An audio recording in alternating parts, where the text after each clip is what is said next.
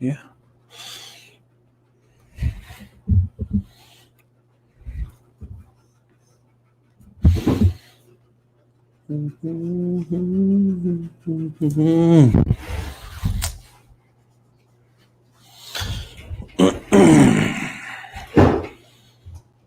Okay, what's up, guys? I apologize for scheduling live streams and not making it. The past week or so, I've had a lot of things come up. So, the time of day I generally schedule them has been really difficult to get to. Thinking I would be finished and wrapped up with clients at that point, but in many cases I was not. So, I'm just going to go ahead and discuss the topic today. And if people are here to watch it, great. If not, that's fine too. Come back and watch it later. So, just trying to get everything. I've got a little bit of OCD, so I have to have everything directly in the center. Also drive me insane. It doesn't look center. Whatever. So, the topic of today is, as you tell at the bottom, this is not exercise. And the reason I chose this topic and the reason why this topic is extremely important is because a lot of what people think they are doing for exercise is not actually exercise. It is merely movement. So this is a very important thing that people must understand, is that just because sometimes exercise involves movement does not make all movement exercise. Hope you guys can't hear my dog panting in the back. My dog just had exercise. Here's a good segue into the topic. My dog is out there panting very heavily because not only do I exercise myself, I exercise my dog. I have a Belgian Malinois, a highly trained one, and just like people, dogs also need exercise.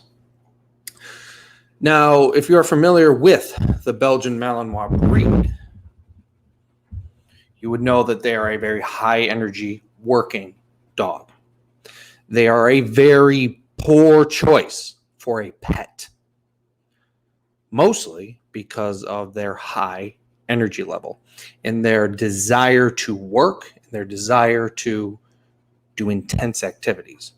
So when I exercise my Belgian Malinois, I don't take him for a walk around the block. I literally have him do suicides, intense sprints. I can't put my dog on an exercise machine or resistance training machine. If I could, I would. But simply playing or going for a stroll is not exercise for a dog, and it is not exercise for humans. In order to effectively satisfy my dog's need for movement and his energy or his requirement to burn off his energy, I must make him sprint as intensely as possible for about 10 to 15 minutes. So what I do is, just like many people do, I have the chuck it. And I'll set up probably about 25 yards or so. And I will throw the chuck it, and he will sprint to the ball, get it, pick it up, jog it back, drop it. And I will repeat this process of generally sets of 5, give him a little bit of a breather, and then pretty much take to the point where he's having a hard time keeping himself up because his legs are so tired. That is how intensely I train my dog, and that is how intensely people need to train too. That is exercise. And notice I'm using a word relatively repeatedly, and that is the word intense or intensity. In order for an activity to be exercise, it must be intense in nature. Now, what do I mean by intensity? Do I mean what a lot of the idiots mean is a percentage of your 1 rep max on a given exercise? No, that is not intensity. What I mean by intensity is how aggressively you recruit and fatigue muscle fiber. The more aggressively you recruit and fatigue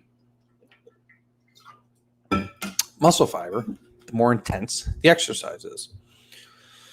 Like that chart I showed you in the last live stream. Let me see if I can bring that chart up. Hang tight. So as I was saying, exercise must be intense by nature. If it is not, then it is not exercise. Now, I've got a couple of good examples of bad, fraudulent displays of what people claim to be exercise. And it is so much not exercise that I've decided to start calling it dancing. Now, keep in mind, dancing involves movement with your body. Some people would consider dancing exercise. Dancing, unless you are an extremely deconditioned individual, will not stimulate anything in the way of anything related to adaptations as a result of exercise. Now, the adaptations that you will get as a result of exercise is improvements in muscular strength and size. So those are two: muscular strength, muscular size. Improvements in cardiovascular and metabolic efficiency. Improvements in bone and connective tissue strength. And those are all of them. I just combined a couple of them. So will dancing improve muscle tissue strength? Maybe. Very, very slightly, only just enough to continue to be able to perform whatever dance you're doing. I would consider it no, because most of what people interpret as stronger is actually improvements in neuromuscular efficiency. So a good example is running. The first day you set out to jog is extremely difficult. After about a month of jogging, you notice it's easier. This has very little to do with how strong your muscles get and how in shape you get. It is mostly to do with improvements in recruiting the muscle in recruiting the fibers associated with and in the pattern for running. It's also an improvement of your mechanics of running. So if you do a particular movement or a particular activity long enough, your body finds the easiest way to do it so it can use the least amount of energy to perform the particular activity. Because as human beings, we survived based on our metabolic efficiency or our ability to conserve energy. So everything we do in the most energy efficient manner. So when a lot of people set out to jog, the first time it's hard. After about 4 weeks, it becomes a little easier. This is because your body has learned the most efficient, the most metabolically efficient muscle recruitment pattern for that activity, jogging. Same with dancing. If you were to dance or whatever particular, I don't know shit about dancing, by the way. I hate dancing. I think it's a very silly behavior. But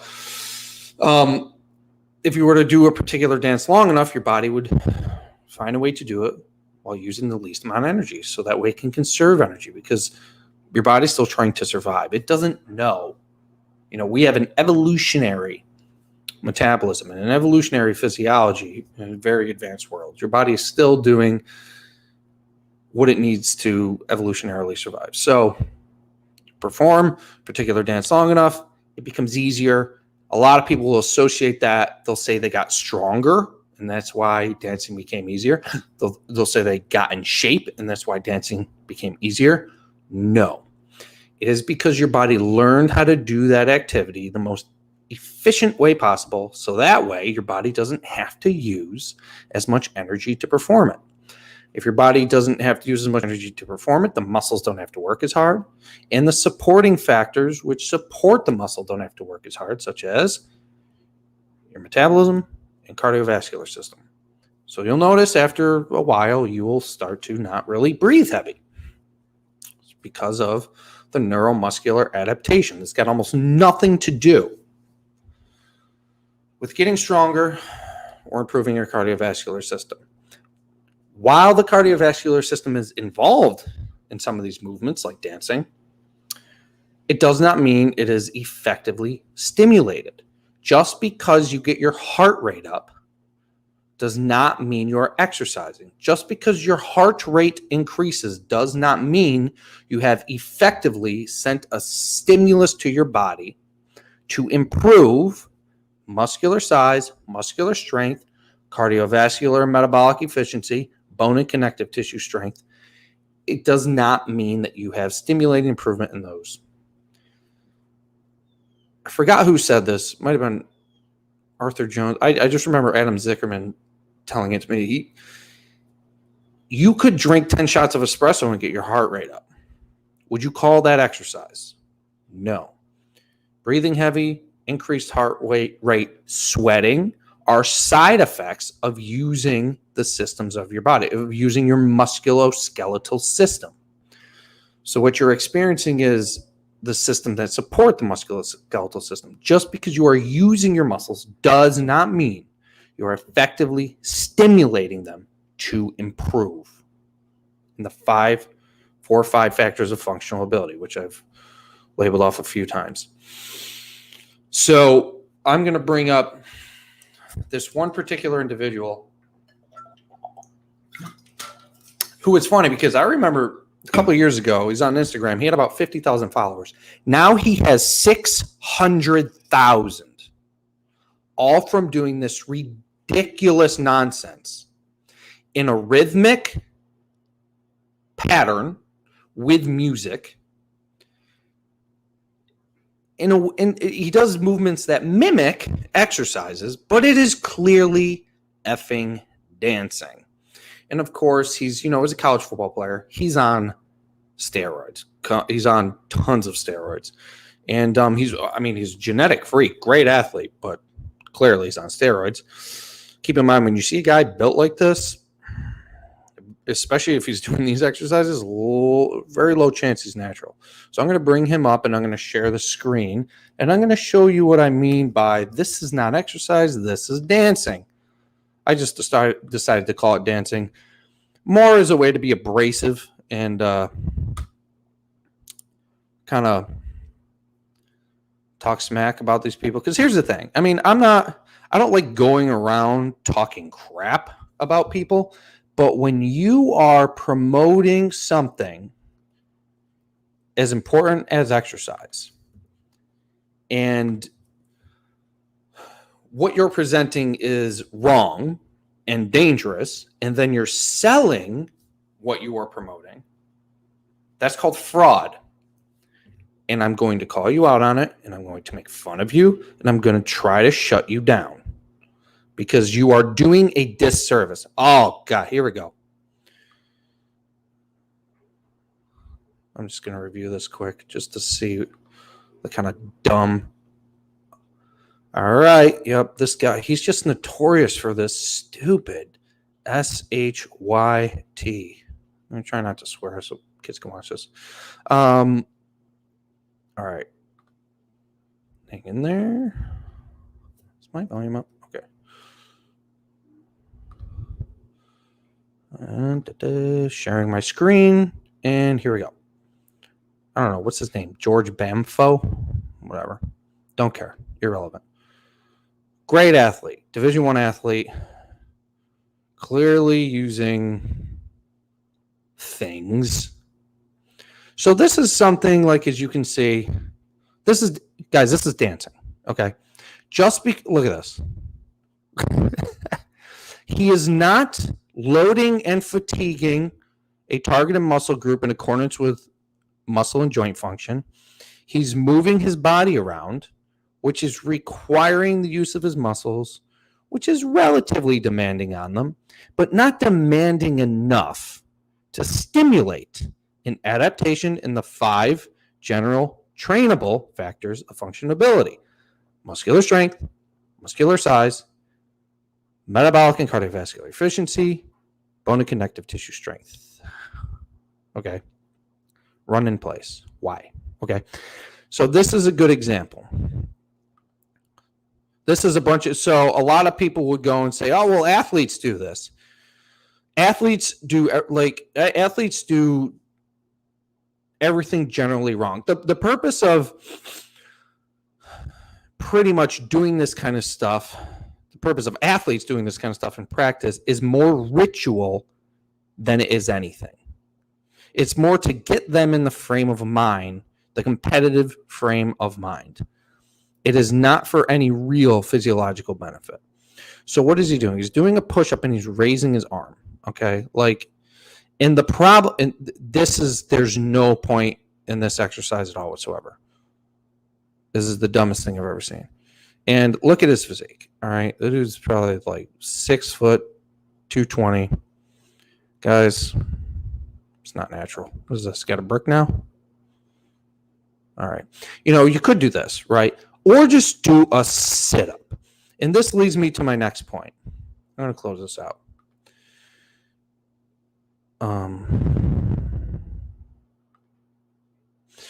So this leads me to my next point. A lot of fitness gurus or Insta thoughts or Instagram, whatever, will show exercises that involve multiple muscle groups. So as you can see, he did like a burpee into a push-up, into a jumping jack, whatever the hell he did. Okay. This is because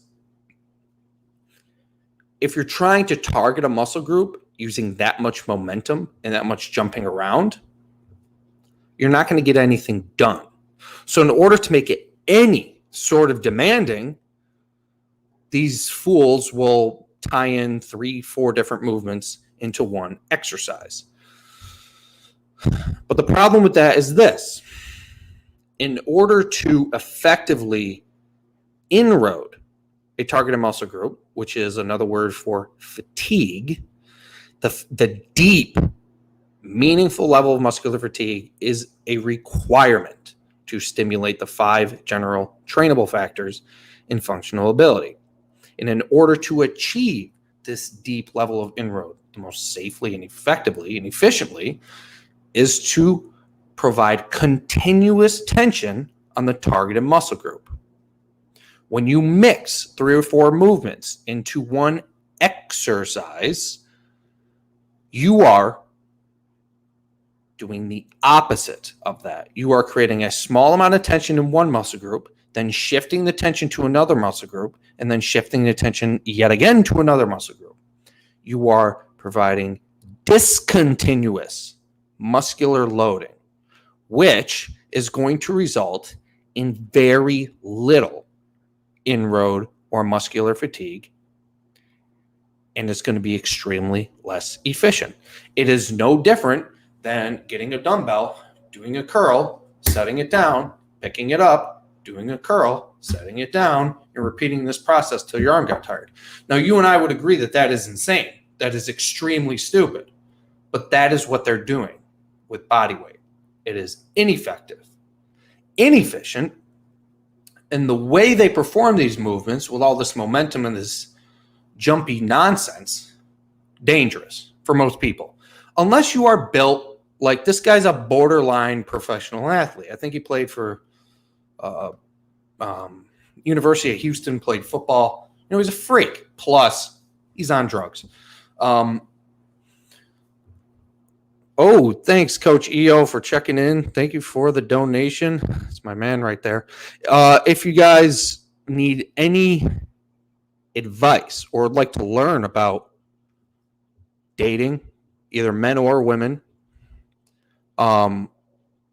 building. He does a lot of good building self-esteem stuff, building your business.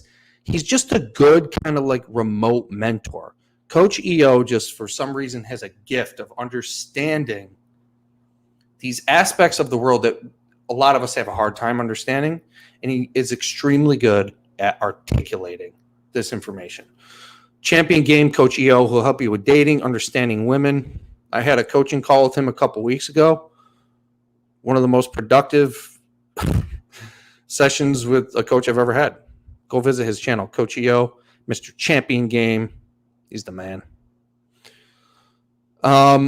So combining all these muscle groups, inefficient, ineffective, most of the times dangerous. And this is a kind of a lot of the stuff they're doing in boot camps too. So, and the reason you see a lot of this, on Instagram is because the purpose of Instagram isn't to give you valuable information like what I'm doing right now. The purpose of Instagram is to get attention. It's just like the news. The news is not there to provide news. It's there to startle you. It's there to get your attention. So when you watch, you get exposed to their ads and they make ad revenue. Now, the same thing goes for these Instabimbos and these Instagram fitness gurus. They're just creating things that look interesting. I think they look stupid. I wouldn't even say they look good. They're creating things that look interesting to get your attention so they get followers. This guy now has 600,000 followers. And unfortunately, people are following these silly routines and wasting their time.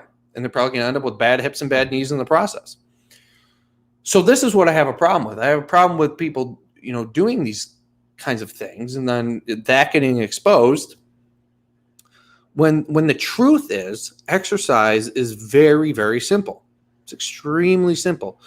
You could get, I trained a client this morning, a 21-year-old kid.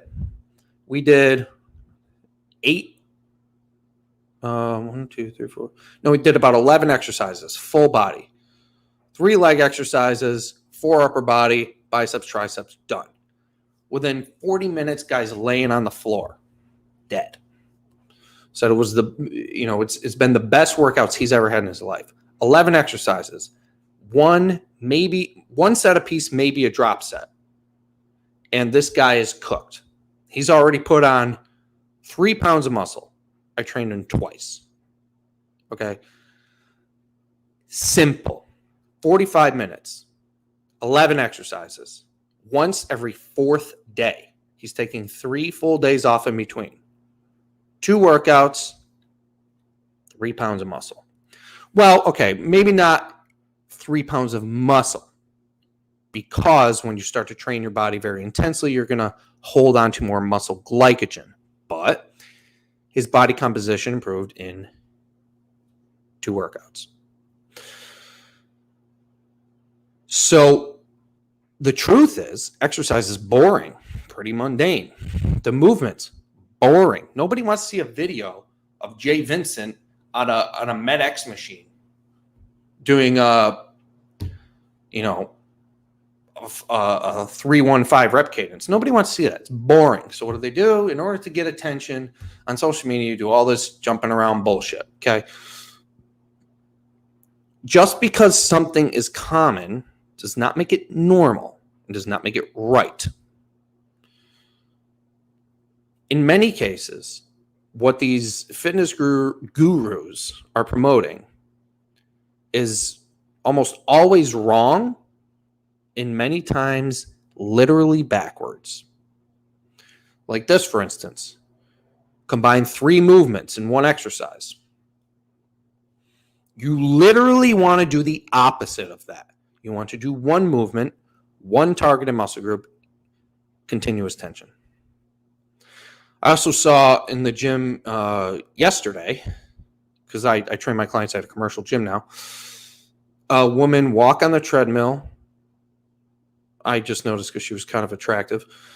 She was walking on the treadmill, and then next thing I know, she's next to me doing squats or overhead press. Cardio, then resistance training. Complete waste of time. That's like literally starting to mop your floor using a toothbrush, getting about a tenth of the way done and be like, you know what? I think now I'll use the mop. That's literally what that is.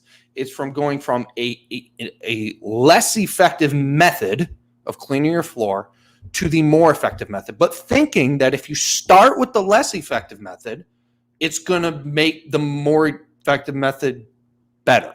No. There's no reason to ever do cardio unless for a psychological reason before you do a resistance training exercise.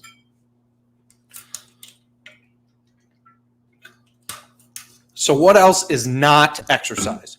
Walking, not exercise. Walking is walking, okay? Unless you are morbidly obese or sarcopenic to the point where you need a walker. Even so, in those cases, walking is not enough muscle stimulation to even slow down the effects of sarcopenia. Sarcopenia is the age-related muscle loss caused in virtually everybody. So as you age, you will lose muscle over time. It's called sarcopenia. People should resistance train for the rest of their life, not only to prevent that, but to reverse it. You can reverse it if you've already lost muscle. If you had walked your whole life, it would not even stop sarcopenia. You would continue to lose muscle over time, even if you walked every single day. That is how ineffective exercise is, or walking is as a form of exercise. Jogging, not exercise. Again, does it stimulate adaptations in the 5 general trainable factors of functional ability? Does it increase muscular strength? Does it increase muscular size? Does it increase bone and connective tissue strength? Does it increase cardiovascular efficiency? Does it increase metabolic efficiency? No, it does not do any of those. Or it has to do all of those. It may, if anything, produce a slight increase in cardiovascular efficiency. But it will do the opposite in terms of muscle tissue strength and muscle tissue size. Jogging will reduce muscle tissue strength. It will reduce muscle tissue size. And when you reduce those two things, you also reduce bone and connective tissue strength. Jogging is anti-exercise. It is the opposite of exercise. It reduces 3 of those 5 general trainable factors of functional ability. Therefore, not only is it not exercise, it is the opposite of it. What else is not exercise? Biking is not exercise. A bicycle is a tool. It is a tool to get from A to B quicker using less energy. It is a tool. Biking is not exercise. If you were to go balls to the wall up a hill on a bike, that could have an exercise effect. But again, there is no way to progressively overload the muscle tissue over time, and it will not strengthen all of the tissues in the body. It will only strengthen the ones associated with biking, which are your legs. Dancing, not exercise. What most people are doing as exercise is dancing. Zumba, not exercise. Pilates, not exercise. Pilates is not exercise. Pilates is a club for old women. Pushing the sled in the gym, not exercise. That is manual labor you don't get paid for. Pushing the sled in the gym is not exercise. It is manual labor that you do not get paid for. Hitting a tire with a hammer, not exercise. Manual labor you do not get paid for. A lot of these things, just because they're relatively demanding, are mistaken as exercise, but they're not. What's another good one? Swimming, not exercise.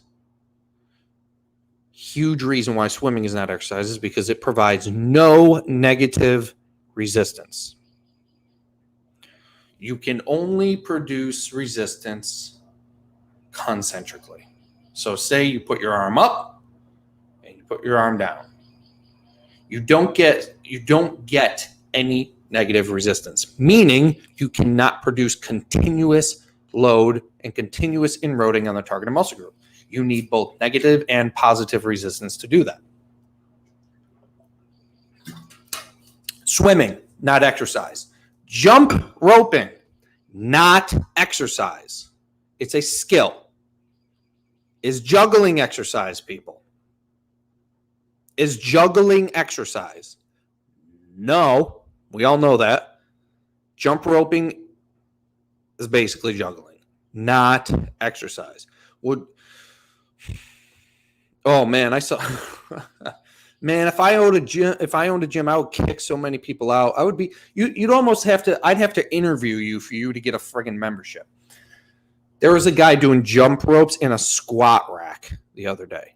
I would have dragged him out by his hair.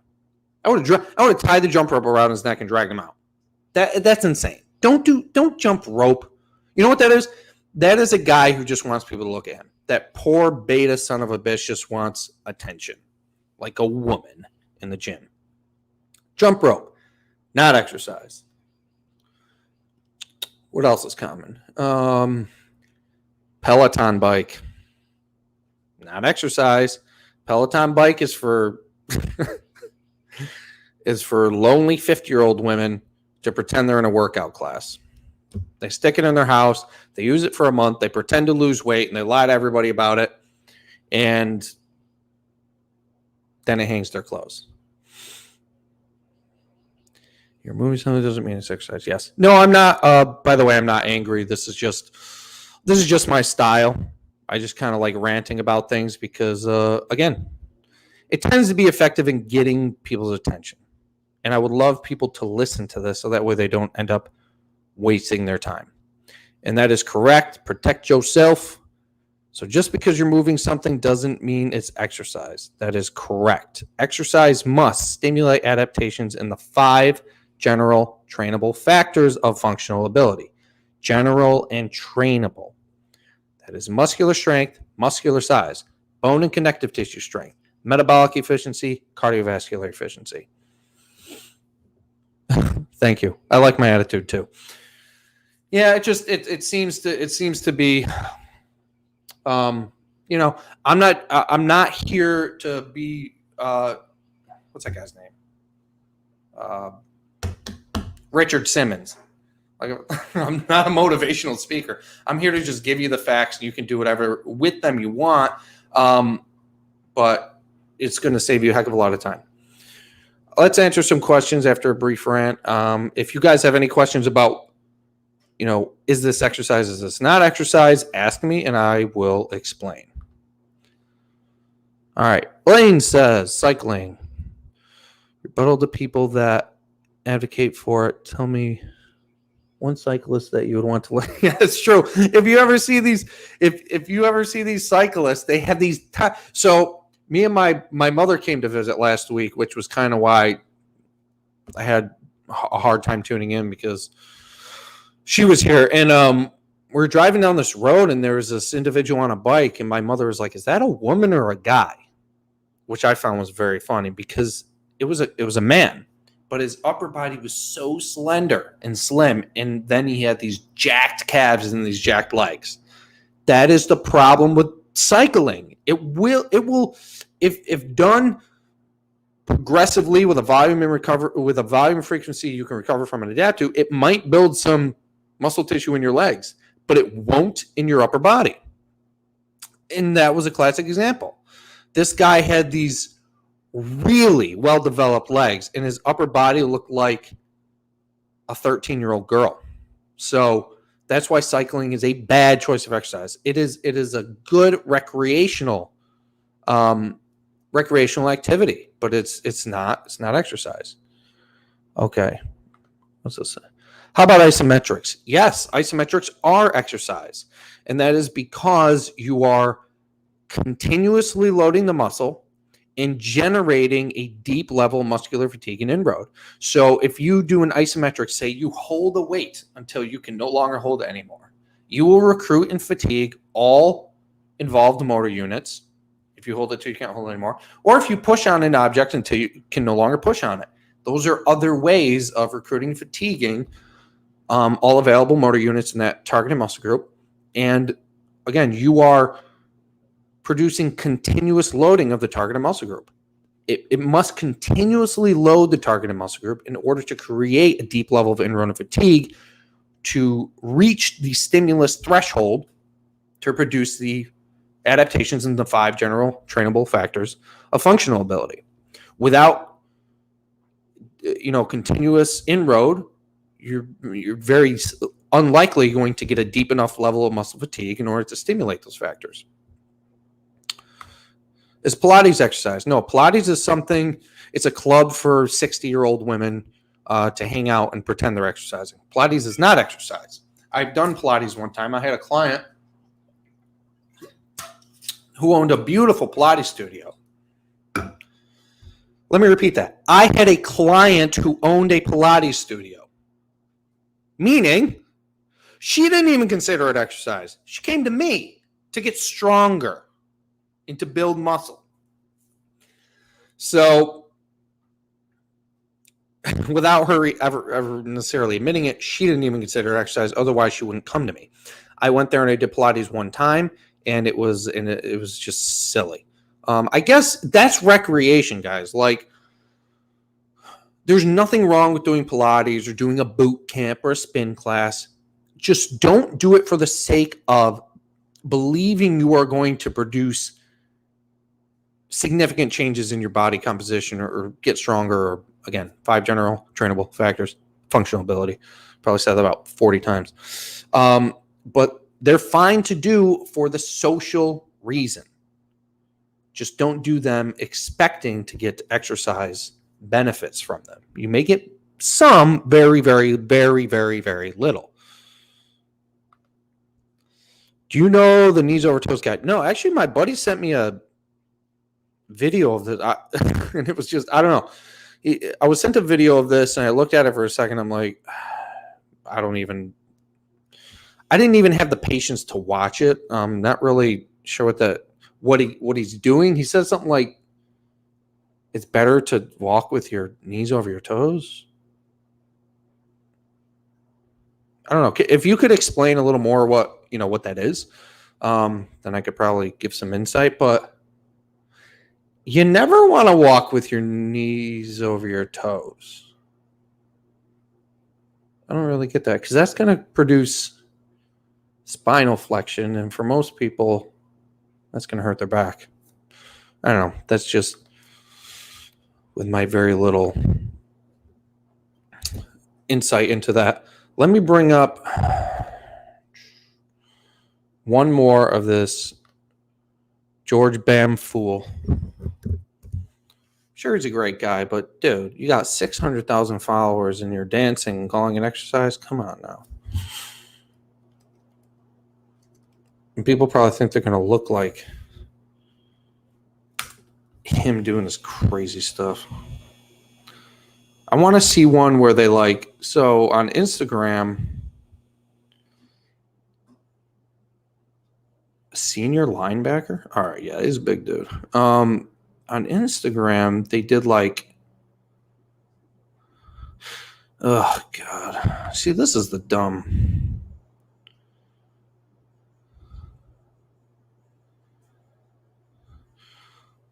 On Instagram, they did some videos where he would be synchronized with another individual. And they would be perfectly synchronized. I can't believe none of them are on YouTube.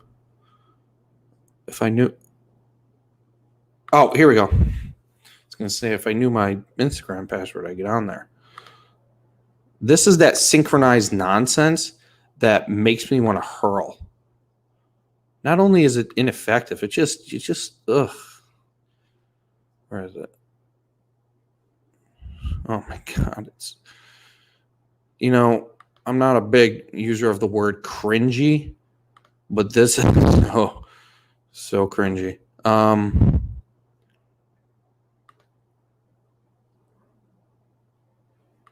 I sharing? Okay. All right, here we go. I'm going to show you the synchronized nonsense that really kind of inspired me to talk about this. Look at this. They do a little handshake, and then they synchronized. This is dancing, guys. This is not exercise. This is literally dancing for a camera. They'll put some music in the background. They're just using a bunch of muscles in their body. What even is that? These are football agility drills that do not transfer to the field at all. What's he even doing? Well, I don't know what the head nod thing is for, but so that's what I was talking about, that synchronized stuff using a bunch of different muscle groups. Apparently this is what people like to watch on Instagram now, but it's, jeez, cringy. All right, for people that argue that running burns a ton of calories, no, it doesn't. Yeah, I think, so for people to argue that running burns a lot of calories, doesn't. If that were the case, marathon runners would starve halfway through the race. That's true. It sounds like something Arthur Jones would say. Yeah, and I think it would take, let's see, I think it takes about an hour of steady state activity to burn about 100 to 150 extra calories. So if you wanted to create a calorie deficit, you're looking at running for about 4 hours. So those, again, a bunch of factors come into play here, but or you could, for no time at all, just not eat those 500 calories. And again, running that much, have you guys ever seen a marathon runner? Most of it is due to their genetic predispositions for a large distribution of slow twitch muscle fibers. So the amount of slow and fast twitch muscle fiber we get is inherited at birth. And people who inherit a lot of slow twitch muscle fibers tend to exhibit more endurance in activities because they have the muscle fibers that are slow to fatigue and quick to recover. So generally, these people gravitate towards endurance activities. On the other side of that coin, there's going to be your people who are born with fast twitch muscle, kind of like me. People have a lot of fast twitch muscle, will fatigue very quickly, but will be better at explosive type activities because fast twitch muscles generate more contractile force. Like myself, I'm I'm around 5'11" and about 210 pounds, and that is because those muscle fibers also grow a lot. And I was always a very, very, very fast sprinter. Like when I was in high school, I ran the 40-yard dash in 4:45. I was very fast, and about a 10.9 in the 100. All right. Do you have but again, like an endurance type person would never be able to run that fast. Do you have a preference between chin up and pull down? No. No. Well, no, I do both. So if, things like this, you can alternate them. That's what I do with my clients. So now that I'm training people at a big gym, I have A, B, C, D workouts. So we're hitting all the major muscle groups every workout, but for the most part, the exercises we're using to hit every major muscle group are changing. So one day we'll do a pull down, one day we'll do a pull over, one day we'll do a chin up. Like today, for instance, instead of triceps extensions, I had him do dips on the Gravitron assisted chin and dip machine. Took him to failure and then helped him get the positive, had him do a negative. Helped him get the positive, had him do a negative. So you can shuttle in different exercises for major muscle groups. I would create A, B, C, D workouts, record them, and just kind of cycle through them. Do A, One day, a couple days rest, do B, a couple days rest, C, a couple days rest, D, and then repeat the cycle. So that way you can try all these different exercises. Are some better than others? Some are better from an efficiency standpoint. But at the end of the day, as long as you're, taking the muscle groups to failure, the benefit's going to be the same. Here's a good question. This is a very, very popular question. What is the best way to build huge biceps? All right, let's keep in mind the size of your biceps are going to be mostly related to your genetics. A couple genetic factors that come into it. One big one being muscle belly length. So the amount of space between where your biceps attaches to your elbow. This is your muscle belly length, where it inserts into your shoulder, where it attaches at the elbow. The longer tendon you have here, the shorter your muscle belly. The shorter your muscle belly, the less susceptible it's going to be to growth.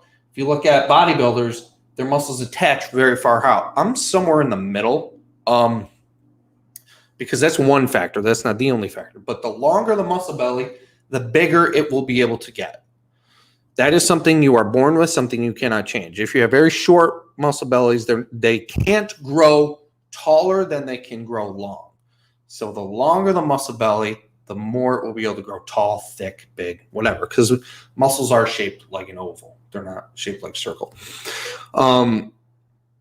That's one. The other one, again, is muscle fiber type distribution. So if you have a lot of fast twitch muscle in your biceps, fast twitch muscles have a better propensity to grow, so they will get bigger.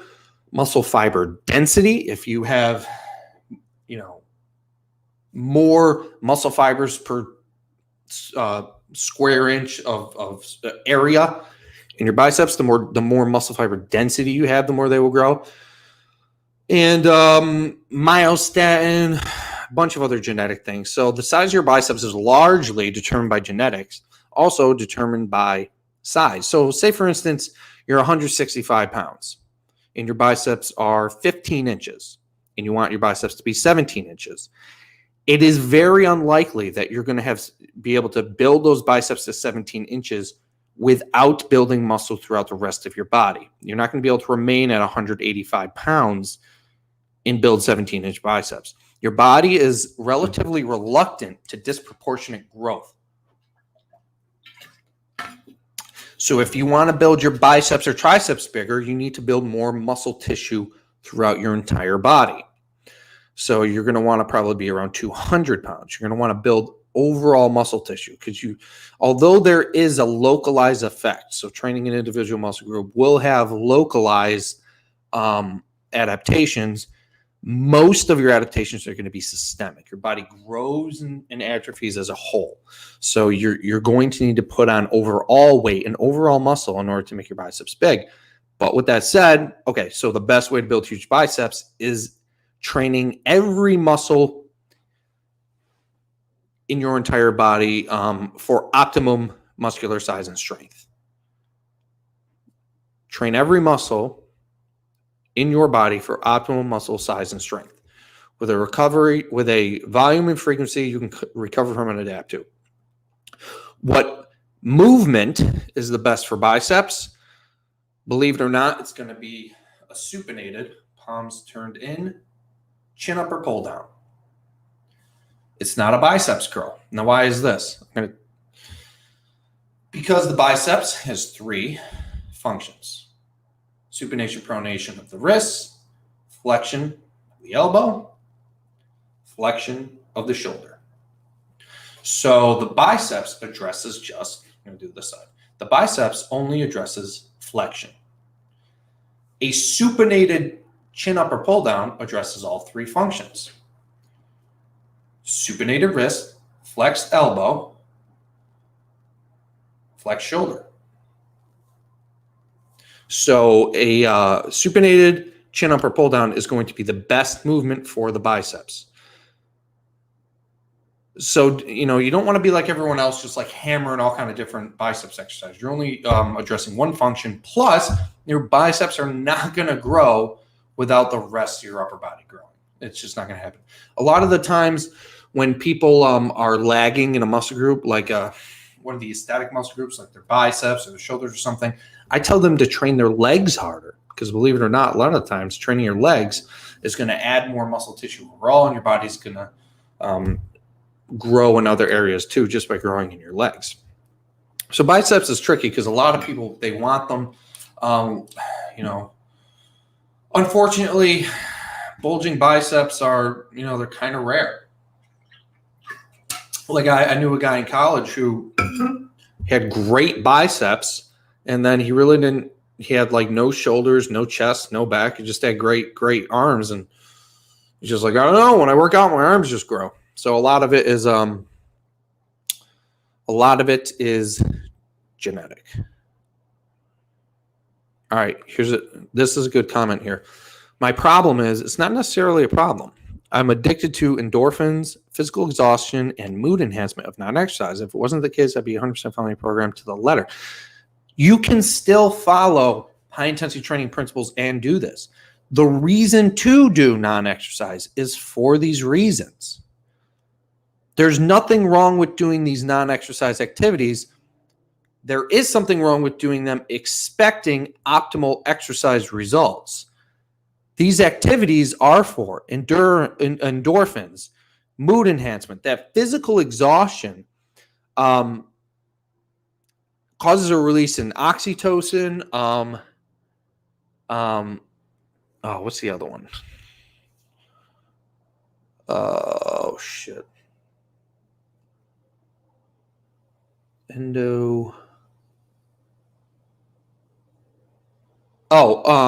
Opiates. Opioids? Opiates?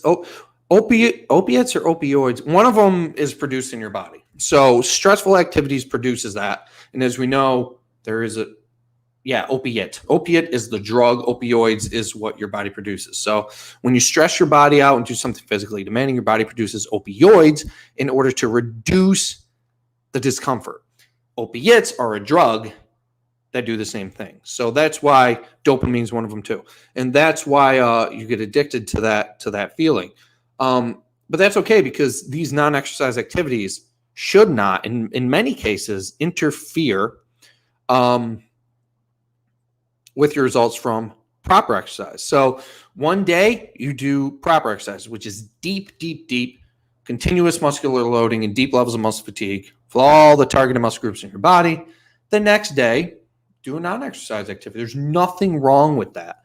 But if you're doing it for the sake of, you know, the best possible exercise improvement or exercise results, you'd be choosing.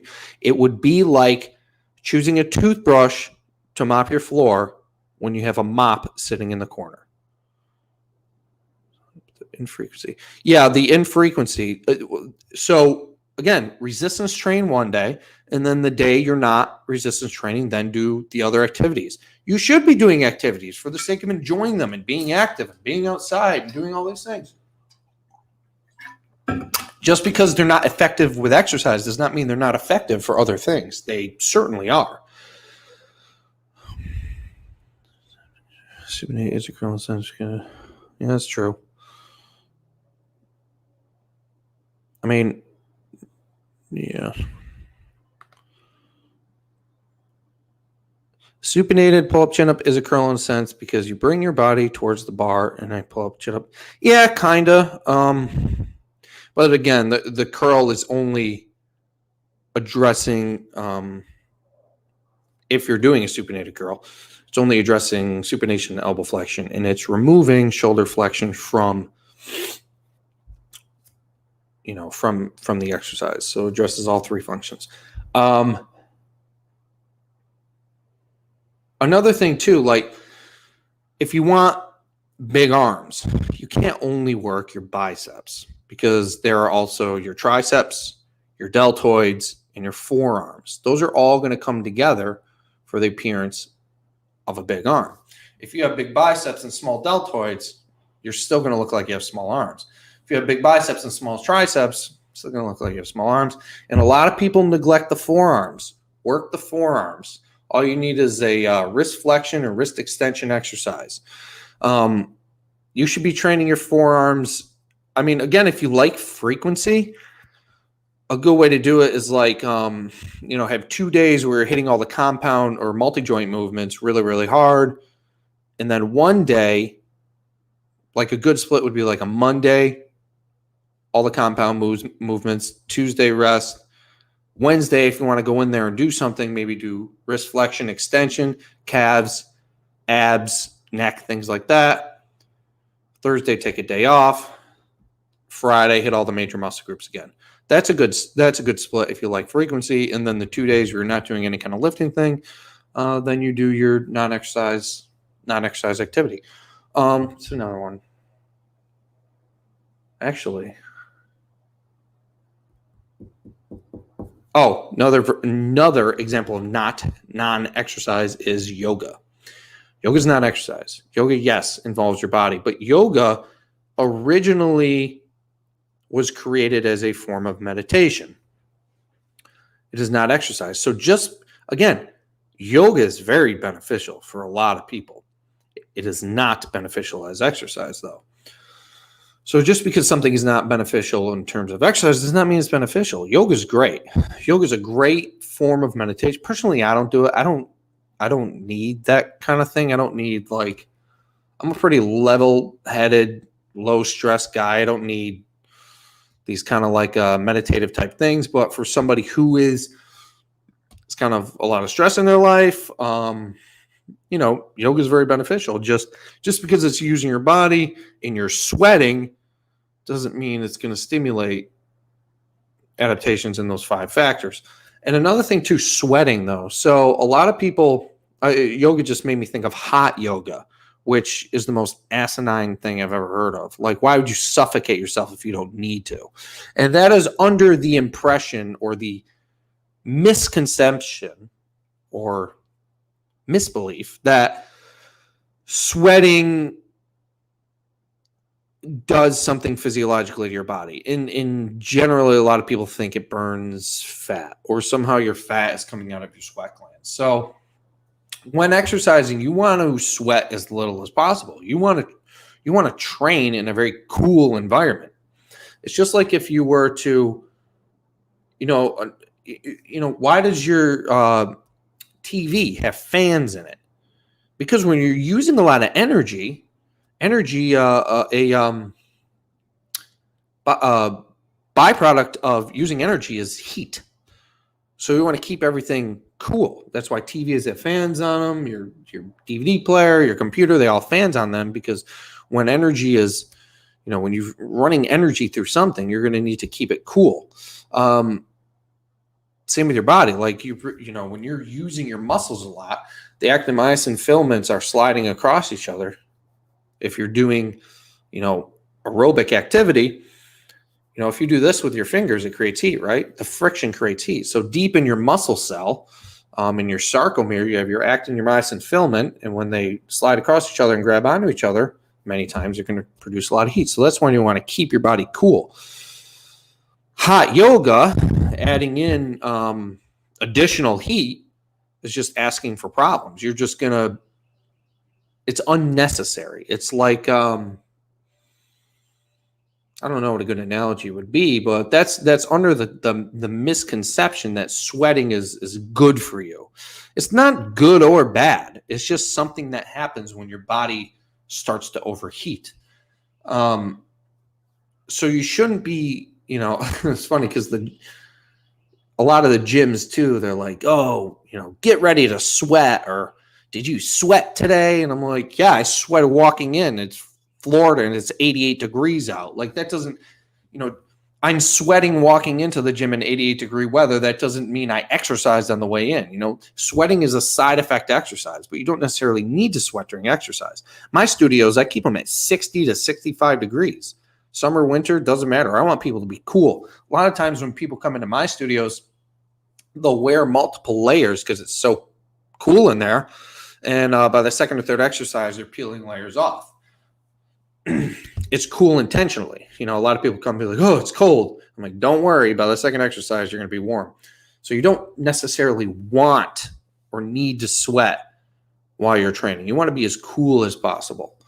And, training in a hot environment is not going to make your exercise more effective. It's probably going to make it less effective. Most is a waste of time. Just go out and ride your bike, swim, whatever you like to do. Proper strength training is the key. Well, yeah. All right, so going on about an hour here. If anybody has any other questions, be glad to answer them. I'll give you another minute or two.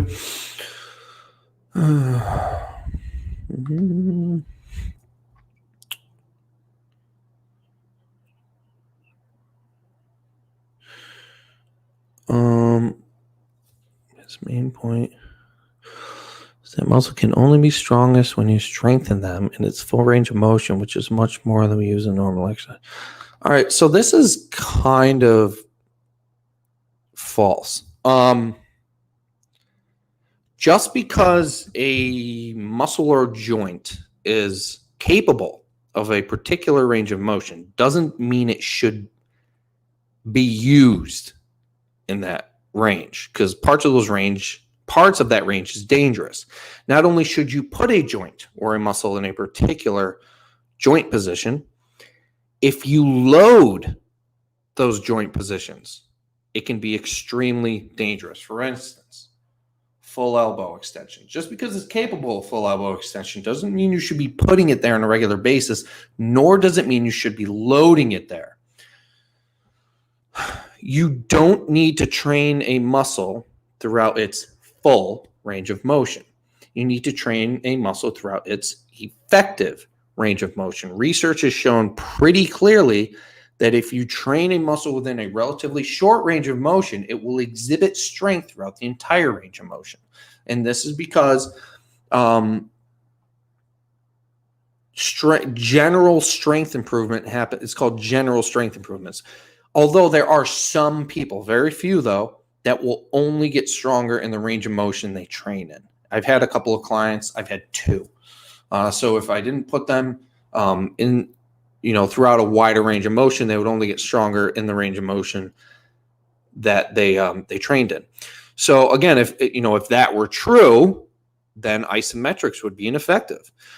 This is why we use range of motion. We don't use range of motion in order to, again, if I train my biceps all the way out and all the way in versus only here, my biceps aren't going to be longer doing this and shorter doing this. Again, muscle origin insertion and muscle belly length is genetic, so it would have no effect on this. Also, isometrics wouldn't be effective. I think I already said that. So the reason we use any range of motion is because, for instance, elbow flexion. The amount of contractile force your biceps can produce throughout this range varies. It's less here. It produces about the most contractile force at 90 degrees, and then it drops off again. It's like a bell curve. Less force, most force, less force. And this has to do with changes in leverage and actin and myosin overlap. So somewhere around 90 degrees of elbow flexion is going to be where you produce optimal actin and myosin overlap. Somewhere around here. Now, the point of using range of motion is so that way we can challenge the muscle at the point where it produces optimal actin and myosin overlap. That is going to have the most effective stimulus on the muscle. So the reason we use a range of motion, because we don't know exactly where optimal actin and myosin overlap is, we just know it's somewhere in here. The reason we use any range of motion is to try to hit that optimal actin and myosin overlap and stimulate it. If we knew exactly where it was, if we were like, okay, 88 degrees of elbow flexion, if you could literally line your arm up to 88 degrees elbow flexion and contract as hard as you can, you wouldn't need any range of motion at all. But again, these things make so little difference, it's unbelievable. Training your biceps through a range that looks like this, or a range that looks like this, is going to have no noticeable difference on your biceps development. None. Because you could literally make your biceps pretty much as big as they're genetically capable of by not moving at all, by doing just mere isometrics or time static contraction. So don't worry too much about range of motion. Like if you have an injury and you're rehabbing from an injury, you're going to want to work through that range of motion to get some use through that range of motion back. But that's mostly a neuromuscular thing. Very, very, very exaggerated, the importance of range of motion. All right. Any more questions? I'll take like one more if anybody's got anything exercise related. Doesn't even need to be on this topic necessarily. I'm trying to think of anything that came to mind. Nope. All right, guys. I'm going to wrap it up for today. I'm going to put some of these clips on Instagram. My next live stream I'll do, what is it, Saturday, Sunday, Monday?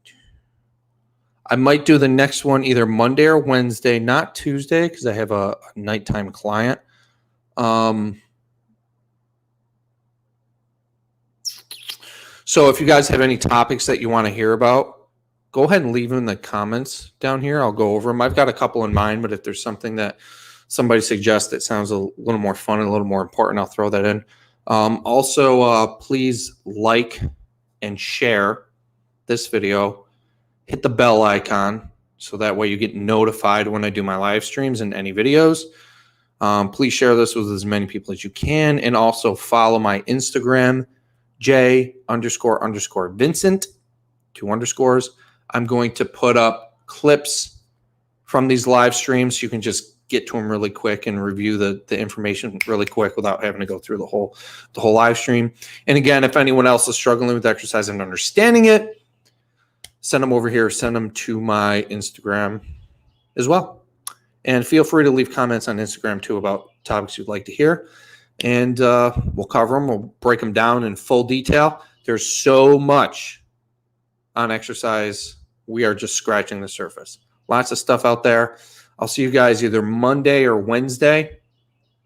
I will post tomorrow when the live stream is going to be. Just kind of seeing what the schedule is going to look like. Again, guys, thank you so much for joining. It was fun. Leave any comments of things you want me to talk about, and I will solve these problems for you. You got the questions. I got the answers. See you next week.